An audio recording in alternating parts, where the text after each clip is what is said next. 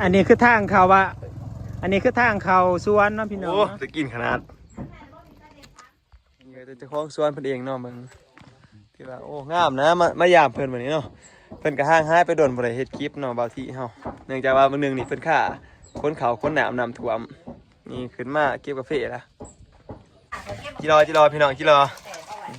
ดังมาที่เนาะเพิ่นเป็นคนจัดการเจียนดาเนาะเพิ่นหากิน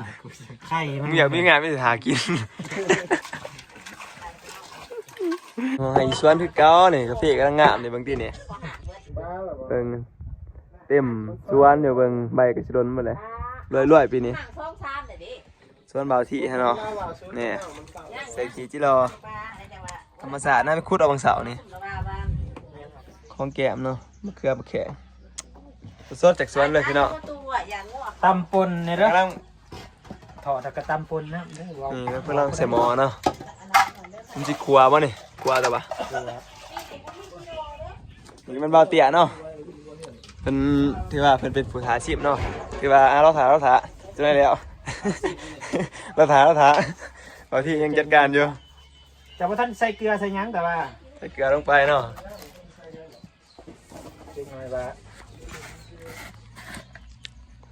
นี่ผงชูรสเนาะเป็นนัว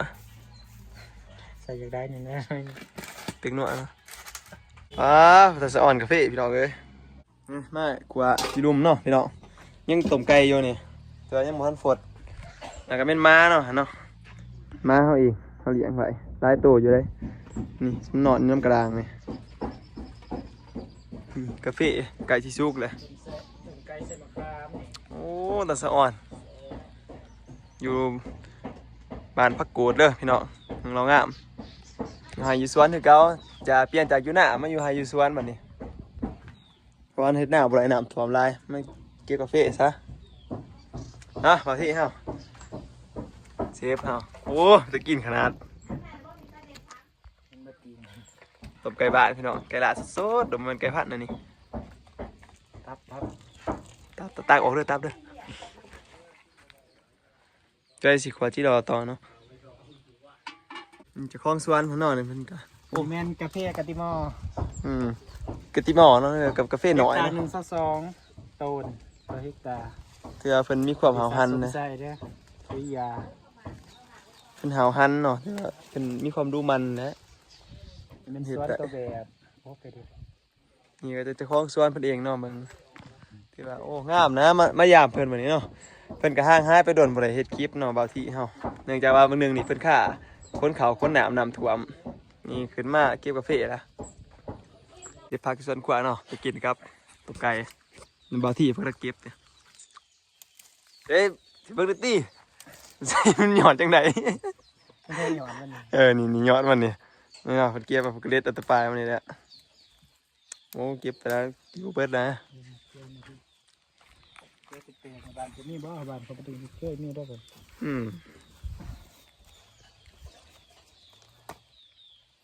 ไม่ได้มันสูงโอ้มะเขือหลายสี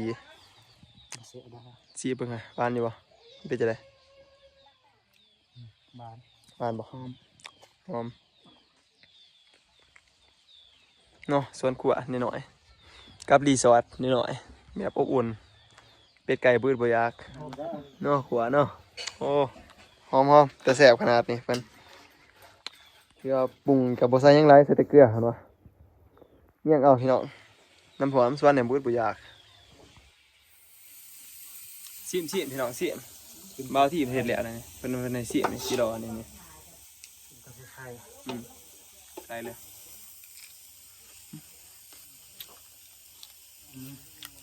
เก็บไว้ใส่เกลือได้บ่ยังเก็บแซ่บเก็บไม่หนึ่งอ่ะโอ้ไปขวบเนาะเนี่ยนี่เอาโทรมาจับiPhone 17 Pro Max สม2 TB นี่ทานผู้ซีมเพิ่นเนาะเพิ่นมาซีมแล้วหลังจากที่ว่าเพิ่นลุกแต่นอนนี่ก็เป็นทานผู้ซีมผู้ที่2เนาะเบิ่งเพิ่นแบบโอ้เป็นจังได๋เนาะกินเป็นจังได๋เนาะครับโอ้แซ่บขนาด แบบตำหนิตีส้มหน่อยตี เหมือนความเนาะบุกเก็บผมบอก ฮะเข้มบ่ เพิ่มกับเป็นยังบริเหตุเด้อ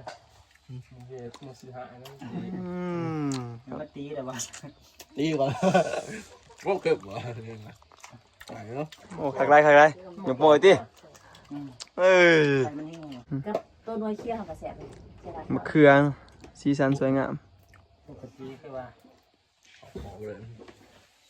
ค่อยได้เฮ็ดคงกินเลย จะแซ่บขนาดรีวิวหน่อยที่จากตัวหนึ่งกินกันเบิ้งฮะ กรอบปะ เออ เพื่อจะได้ขี่บ่ได้ใส่ซะ กรอบเร็วเลย เป็นมัน โอ้แต่แซ่บภายในนี่ แบบแซ่บจิปอลงจิรอลง นี่เนาะโอ้ผมไก่ลาด มีให้อยู่หน้าเลย อยู่สวน ให้อยู่สวนเลย เปลี่ยนจากอยู่หน้าอยู่สวนเร็วเด้อข่าวกันเด้อข่าวเลย มาขึ้นเป็นจะใครสิบ เป็นคนแบบ ลูกเป็นลูก บาวดาเขาเนาะ เล่า คนปลูกเอาไปสิ เขาเบาที่เราเนี่ยเนาะ นี่ว่าบ้านผ้าอ่ะ ต้องหันให้คนเป็นคนเป็น เจ้าภาพจะสัทธา คนนั้นเคยเรียนเดียว โอ้ขอบใจหลาย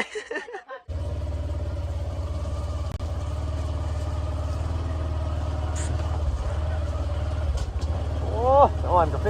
โอ้ยเราตามมาเก็บมวนที่เนี่ยเอาดิ โฟอันนี้กาแฟโฟตีอันนึงเลยนี่แต่ว่าโอ้มากาแฟนี่10ไปโตนได้นี่ต่อเฮกตาร์นี่15ต้นยางบ่ได้ ไป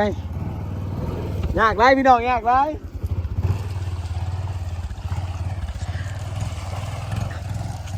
อันนี้คือทางเนาะเขาเขามากินเบียร์เนาะมาเบิ่งเนี่ยว่าเบียร์แสบซ้ำได้นี่เขาจนว่าเขามาหานี่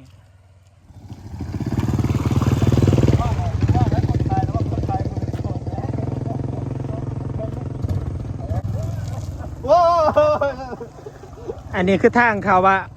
อันนี้คือทางเขาสวนเนาะพี่น้องเนาะเบียร์มันแสบแห้งขนาดซ้ำได้กับบูเขามา พี่น้องวันนี้ก็มาติหัวติสวนเนาะทางกับยากไรนี่มันเฉียวชาติมาจากเวียดนามเนาะแต่ว่ามีการเฉียวชาติในการขับรถ เกี่ยวได้ ลูกมากเลยกระโบ ทางก็ยากแห้งอีหลีอยู่ให้อยู่สวนคือเก่ามาติสวนเนาะพี่น้องเบิ่งที่ทางทางหลังนี่เฮาก็บ่ยอมเนาะเฮาก็สู่สวนเฮาก็ไปต่อเนาะที่ทางทานที่เพิ่นขับรถเนาะถือว่าโอ้คาแข้งนะคนกับโต๊ะกระทางกับเปื่อนหัวสวนเนาะกาแฟก็เริ่มสุกแล้วนี่ฝนตกแห้งฝนตกจนเช้าจนเมื่อเนาะน้ำไหลทางเบิดนี่ เปิดไปก้นหมูเลย นี่มันทาง เมื่อคืนเตี้ยนดา อันเตี้ยเพราะเนาะนี่เนาะถือว่าโอ้ถือว่ามีแต่คนขับรถเก่งๆนะทางนี่ก็หมื่น 10 เมตรจึงลง ก็ถือว่าออกมาวิทย์เนาะตอนนี้ก็ขอ ตาย ปิดคลิปไว้ซ้ำนี้เนาะถือว่าทางกันยากหลายแหล้วถือว่าหอดทางย่างแหละปิดทางย่างแหละออกมาได้ไฮได้สวน หอนเรางามแล้วหอนเรางามแล้ว ก็ เส้นทางเรางาม ขอบใจสำหรับที่ทุกคนที่ติดตามเนาะแล้วก็ฮับซุ่มกสิขอปิดคลิปไว้ซ้ำนี้เนาะโอกาสหน้าเจอกันใหม่ขอขอบใจ บ